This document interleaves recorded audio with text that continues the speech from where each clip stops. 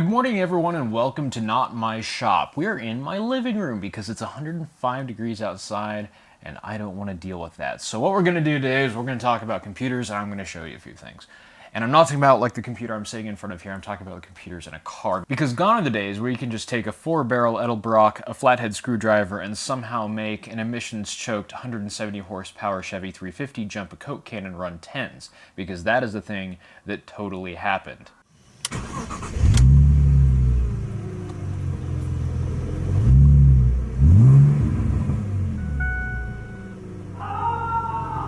We live in an era where you can go down to your local Dodge dealership with your 350 credit score and buy a car that will run in the mid-10s right out of the box while getting fuel economy that you could have only dreamt about in a full-size family sedan 40 years ago, and less emissions than your average Taco Bell run. This is accomplished through engineering, but more precisely the control that engineers are allowed to have over the combustion process through computers, and also computers controlling other aspects of the car, like the lights, or the seat heater, or the radio. The problem is, when you start to have issues with those modules, you're going to need something a little more sophisticated than a flathead screwdriver to diagnose and repair them.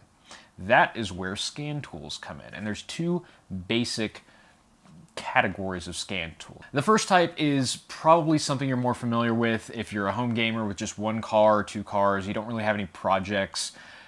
It's the same thing that they're going to whip out if you go to your local O'Reilly's and need your check engine light read. This is a one-way scan tool, or maybe even a dongle that hooks up to your phone. These are more or less just capable of pulling a P code from the powertrain control module, which will give you like a P0420 for your catalytic converters having issues, for example.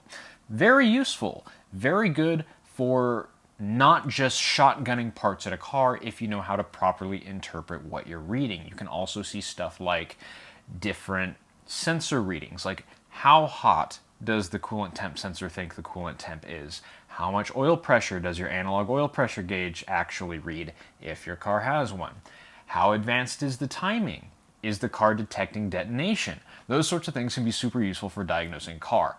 But as more modules get added to a car, you need the ability to talk back to the computer. And I don't mean like refusing to finish your dinner. This is called two-way communication. And if you don't know what that is, go get relationship therapy. Two-way communication is a scan tool that is able to talk back to the computer and say, hey, I need you to do this. A lot of the time that sort of thing consists of testing various functions, testing actuators, or reading things that aren't communicated to the scanner through the typical onboard diagnostics protocol. Diagnostics protocol even. One common way this is super useful today is with ABS pumps. With a two-way communicator, I can say cycle the ABS pump and it will do that, which helps a lot with bleeding. So for the longest time, I've just had one-way diagnostic tools, but luckily, recently, I got this in the mail. This is an example of a two-way diagnostics tool. This is, I believe, an $800 scan tool. It is a tablet called the Topton Phoenix Lite 2.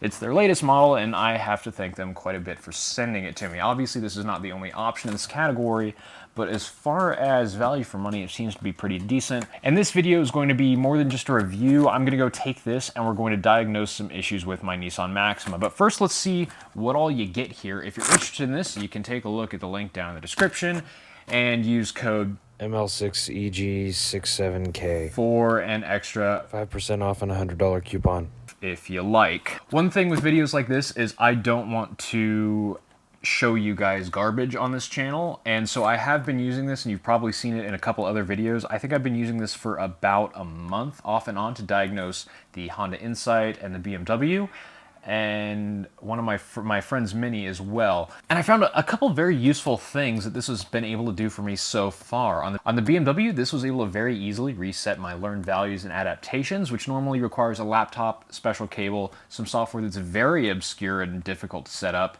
and a knowledge of reading German even, because the software is in German.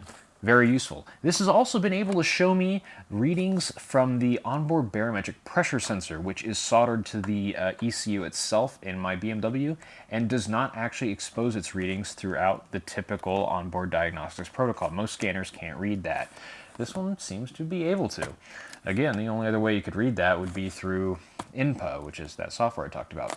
On the Honda Insight, this thing was able to reset the computer, which seemed to go a long way in helping drivability after I replaced some large components, which sounds very similar to resetting adaptations on the BMW, frankly, but also was able to reset my SRS light, and that impressed me quite a bit because resetting the SRS light on the Insight is typically not possible with a run-of-the-mill scan tool because it involves shorting out 2 pins on the OBD port a few times, and since the OBD port is in the passenger footwell, that's annoying. But this was able to pull it off. I hear some other scanners can as well, but hey, at least we know this one can. And of course, you get yet another blow-molded case to add to your collection of blow-molded cases, and this thing is rather heavy. And also, the entire time I've been using this, I haven't had to charge it.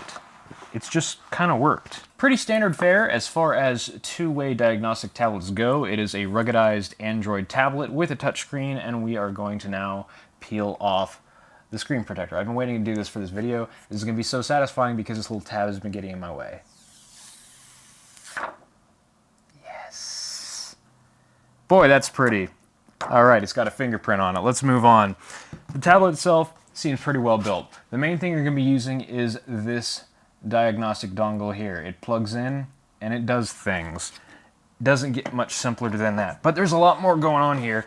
There is a bunch of adapters. And this is the other really powerful thing with these sorts of diagnostic tablets is their ability to do goofy OBD1 shenanigans. Or I think this, let's see, I think this one here is for like 90s BMW or 80s BMWs like the E30.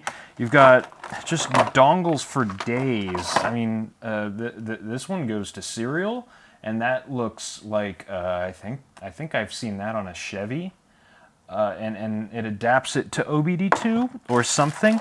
I don't have anything this old because I try my very hardest not to have OBD1 things. Oh hey, it's got a power brick. That's right, I haven't had to charge this yet. I don't even know how to charge the thing. I haven't had to do it. There's also an optional battery tester you can get. OBD extension cable, that's kind of nice. I haven't even looked at half of this stuff because I've really only needed the basic functionality.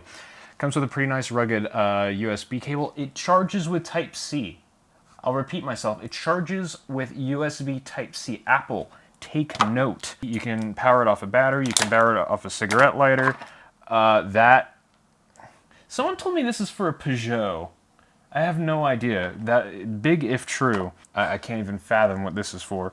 There's a lot going on here. But now that I've made a complete mess out of all this, let's go out to the Maxima and see practical uses for these more advanced diagnostic tablets. Oh boy, remember the part where I said that I was going to stay inside because it was really hot out? That is not working out.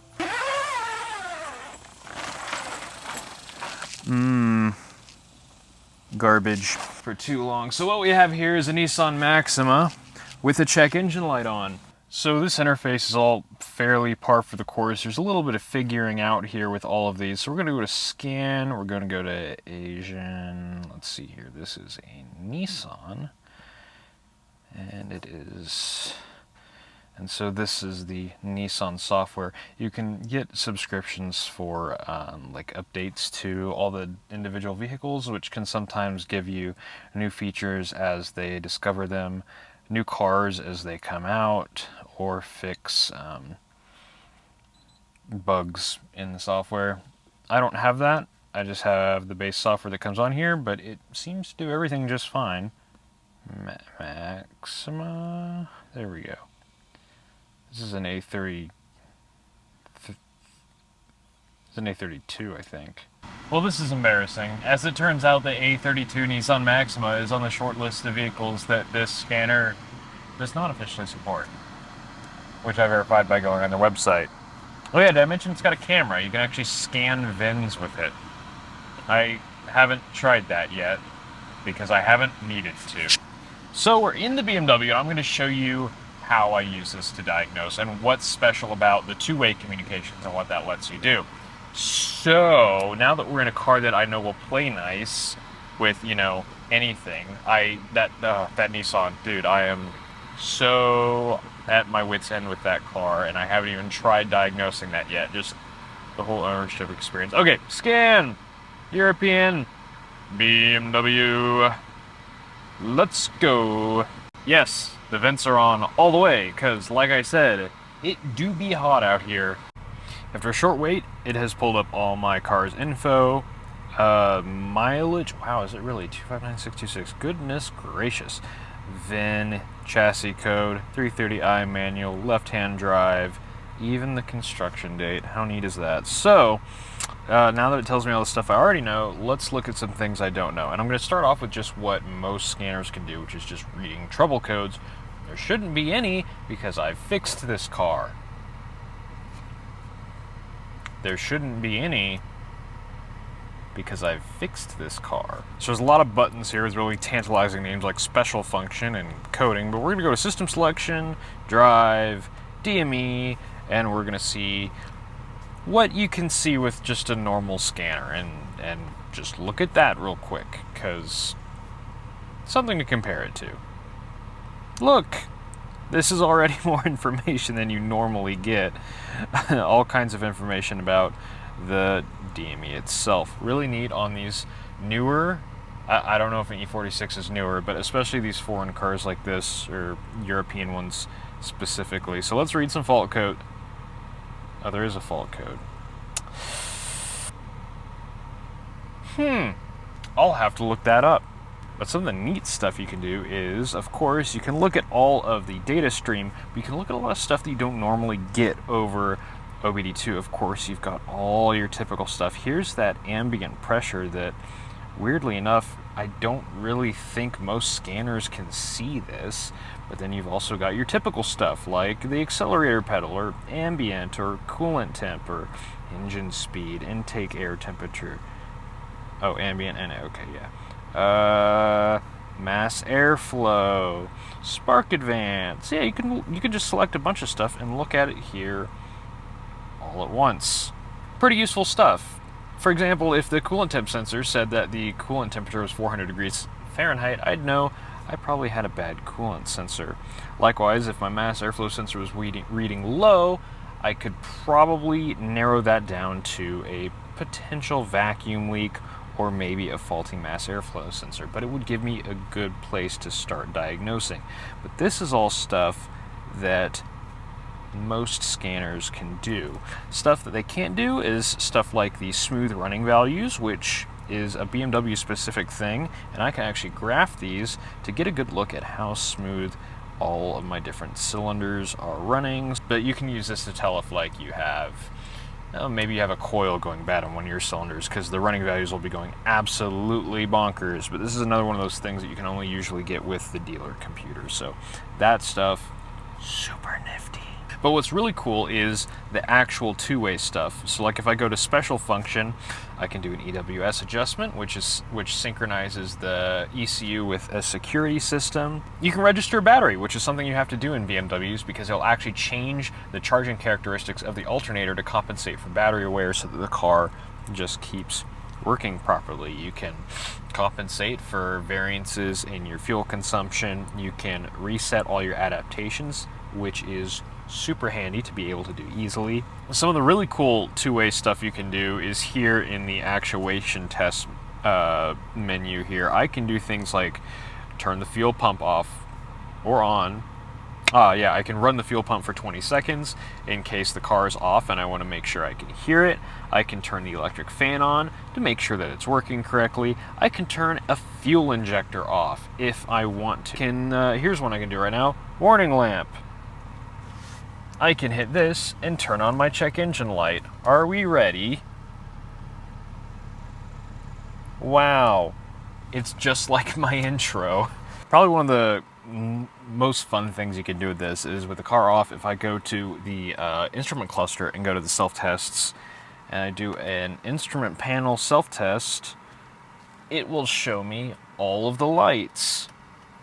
and that they are working. And it also shows full sweep of all the gauges, so that way you can tell if your, for example, your fuel gauge is reading wrong, you can tell if the check engine light is present and accounted for, etc. Something else super useful that can be used to diagnose things without just throwing parts at a problem is being able to read stuff like the light module in cars like these.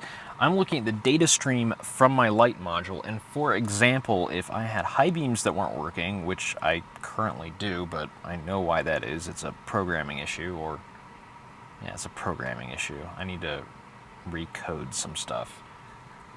Messy things that have to do with the garbage ZKW headlights this had. But regardless, if you had a car that was modern enough to have a light control module and your high beams were not working and you replaced the bulbs and you weren't sure what was going on, you could rule out the turn signal stock. I have the data stream here and it shows me the position of the stock. Now if my stock was faulty, when I pulled back, it would not show that it has actually done anything, but there it is in the headlight flash position, the rest position, and the push forward for high beam position.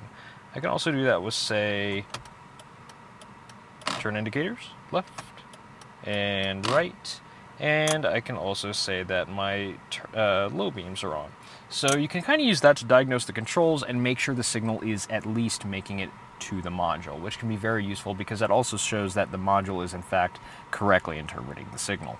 Do you want esoteric fault codes? Because we have esoteric fault codes. Apparently my side mirrors aren't communicating, which makes sense because that one isn't from the right car. That's from a later design and it doesn't plug in. So that makes sense. Also, apparently my trunk latch is not talking correctly. That's unfortunate.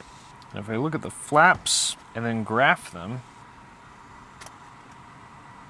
yes, look at that. They do things when I change their position. That is cool. Oh, right. So that's how it distributes things depending on which ones are pressed. Oh, that is so sweet. Full defrost. Holy moly. Yeah, it just puts everything to defrost, and I can go back. That's super nifty. I'm not sure if this is based on feedback or if this is just what it's commanding, but that is pretty darn useful. Gosh, there's a separate part of the module just for air recirculation. It's wild how much stuff there is. Heat exchanger temperature, solar sensor, water valve opening time. That actually might be useful because my heater takes a weirdly long time to get hot in the winter, so that might be extremely useful if it's actually able to tell if my heating valve is slow or sticky. It's pretty cool. What I'm getting at is there's a whole lot you can do with this, and there's a whole lot of stuff you can read with these that you just really can't with a normal scan tool. I mean, if I go to actuation test, I can move the motors if I want them to, and I can run calibration on them, or I could move the water valve if I want to and go look at it and make sure that it's working right, which is actually something I'm probably going to do because, like I said, it's messed up. Or I can go to the control panel here and do display and LEDs, activate. Wow, it's all the things. Apparently I have like a, oh no, it just probably doesn't have a pixel there because it doesn't need one.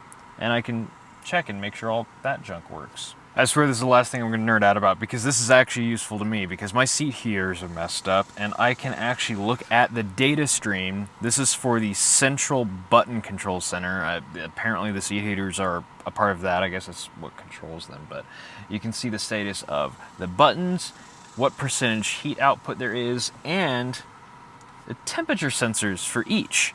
So I can actually tell if I go and turn this on to stage 3, now the left heat output is 100%, and it'll actually vary that depending on feedback that it gets from the temperature sensor. And you can see it's already starting to heat up.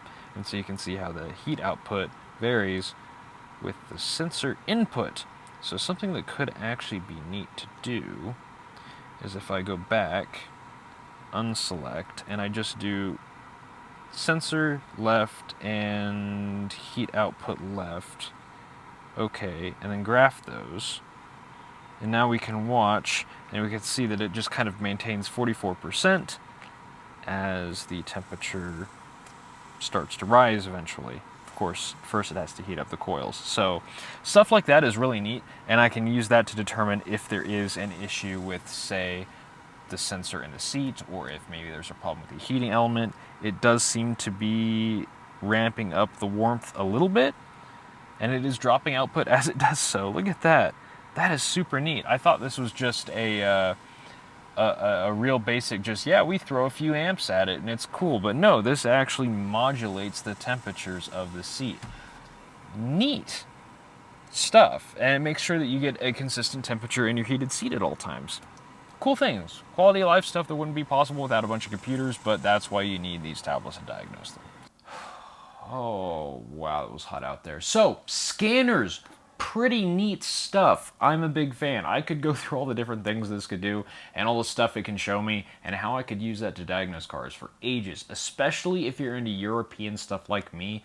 These things can be a lifesaver to take with you and see exactly what all the different modules in a car is throwing at you, and do some of those actuation tests to make sure that nothing particularly expensive, like the blend doors, is going bad, failed, making bad noises, etc. Because you're probably not going to know if the hot to cool blend door is bad until you go to turn on the heat in the winter, and then, oh darn, the dash has to come out. But with something like this, you can test all those actuators beforehand and you'll know. So, if you're going to make a big expensive purchase, maybe spending a few percent of the purchase price on a scan tool that you can use over and over and over again is a pretty solid investment. And also it has Google Chrome on it, so you could just surf the internet on this. You could watch my YouTube videos on your scan tool.